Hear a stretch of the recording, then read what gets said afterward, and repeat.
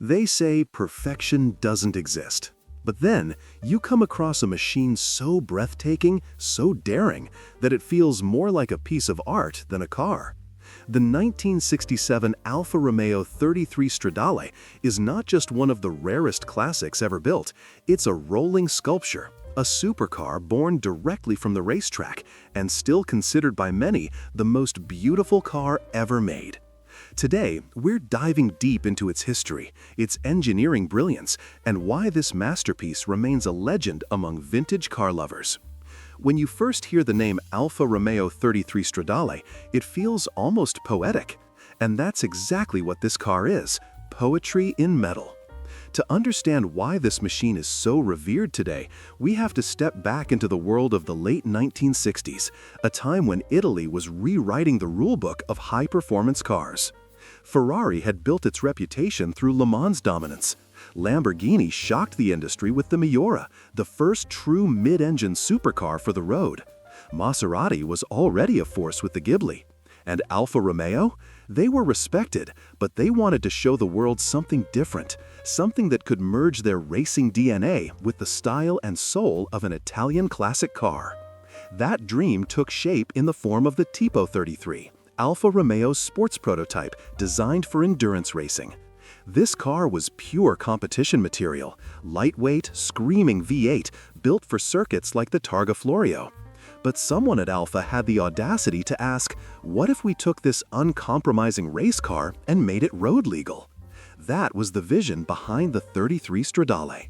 The project was entrusted to Carlo Chiti, the legendary engineer from Alfa's racing division Auto Delta, and the bodywork was designed by Franco Scaglione, a genius stylist who had already left his mark on Bertone and other carrozzerias. Scaglione's job wasn't simply to make it pretty, it was to capture the essence of a race car and sculpt it into a form that could survive on the streets while still igniting passion at first sight. And he delivered. The result was breathtaking. Curves that flowed like liquid, a stance so low it seemed to cling to the earth, and doors unlike anything the world had seen before, the now legendary butterfly doors. They didn't just open upwards, they carried the windshield glass into the roofline, turning entry and exit into pure theater. It was one of the very first road cars in history to feature such a design, decades before supercars would copy the idea. But transforming a race car into a road car wasn't easy. The chassis of the Tipo 33 was incredibly compact, so engineers had to stretch the wheelbase slightly just to give the driver and passenger room for their legs. Even then, the cockpit was tight, hot, and noisy.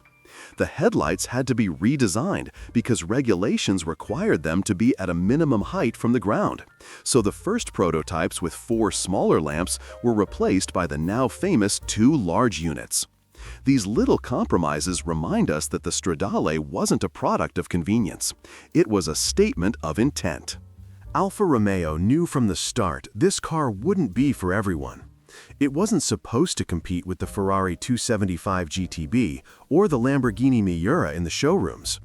It was built for an extremely narrow audience, wealthy enthusiasts, collectors, and purists who wanted a slice of racing history they could drive on public roads.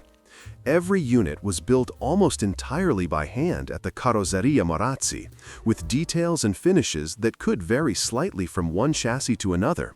That individuality made each 33 Stradale almost like a one-off piece of art. When it was unveiled at the 1967 Turin Auto Show, the impact was immediate. Journalists didn't just admire it, they were awestruck. The Italian press called it sculpture on wheels. International magazines marveled at how such a small displacement V8 could deliver performance figures to rival the best of Ferrari. For the public, it was a car from the future, a machine that looked as much like a concept prototype as it did a road car. But here's the thing, Alfa Romeo wasn't chasing big sales numbers. They only built 18 chassis, of which about 11 to 13 became full production cars. That's it. By design, the 33 Stradale was destined to be rare, expensive, and almost mythical. Its original price was higher than a Miura, making it one of the most expensive cars in the world at the time. Buyers weren't just purchasing a car, they were buying into a dream, a statement of status and passion for Italian performance engineering. The Stradale represented Alfa's boldest gamble, to create a race car for the road that wasn't watered down, but instead carried the purity, the rawness, and the drama of the track into everyday life. And while everyday might be a stretch, because no one was daily driving these, it captured the imagination of enthusiasts then, and it still captures ours now. That's why the Alfa Romeo 33 Stradale is remembered as more than just a car. It was Alfa Romeo standing up and saying, "We too can create a masterpiece, something timeless, unforgettable, and utterly Italian." And more than 50 years later, we're still talking about it, still admiring it, still dreaming of it. When people look at the 1967 Alfa Romeo 33 Stradale, the first thing they notice is its beauty. But what makes this car truly legendary isn't just the way it looks, it's what lies underneath that sculpted aluminum skin. This car wasn't about style alone.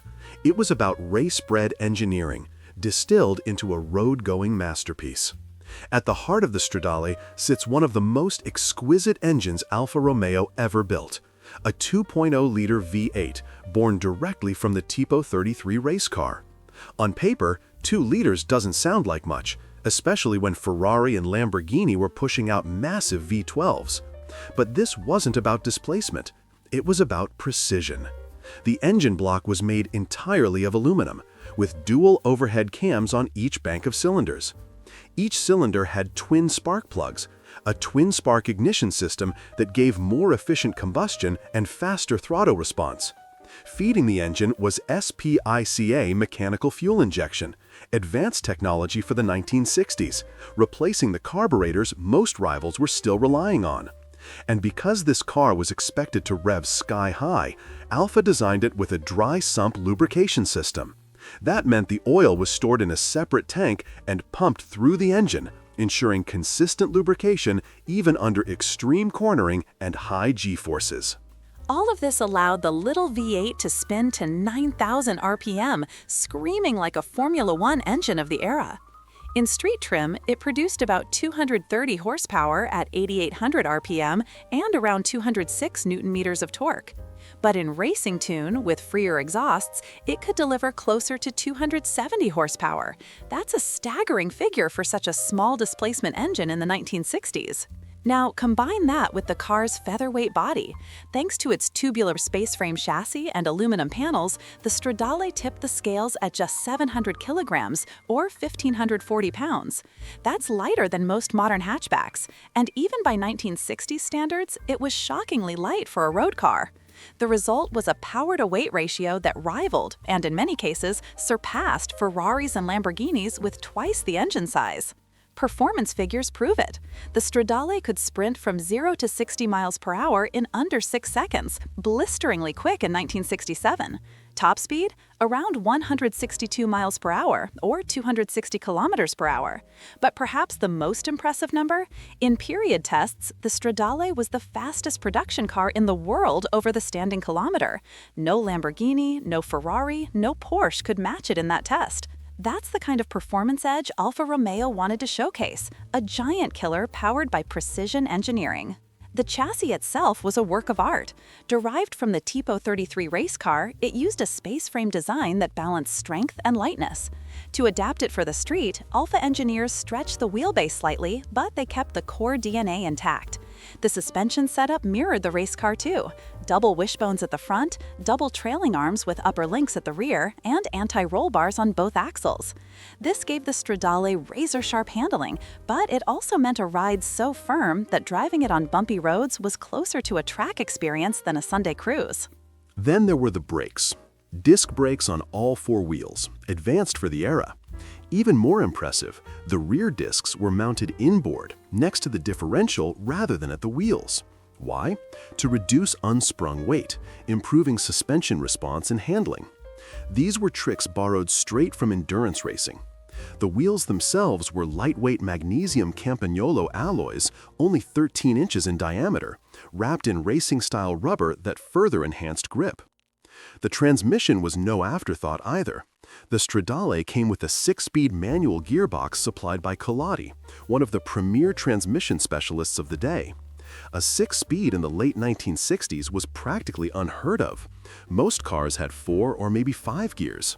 This close ratio box allowed the driver to keep the high-revving V8 in its sweet spot, delivering relentless acceleration and control.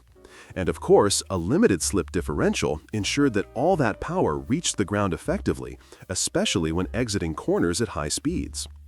But brilliance always comes with compromises. The cockpit was cramped, visibility was limited, and heat from the mid-mounted engine poured into the cabin. The steering was heavy at low speeds, and the gearbox demanded precision. This was not a car for casual drivers. It was a machine that asked for skill, confidence, and mechanical sympathy. In many ways, the Stradale wasn't built to make your life easier. It was built to thrill, to challenge, and to reward.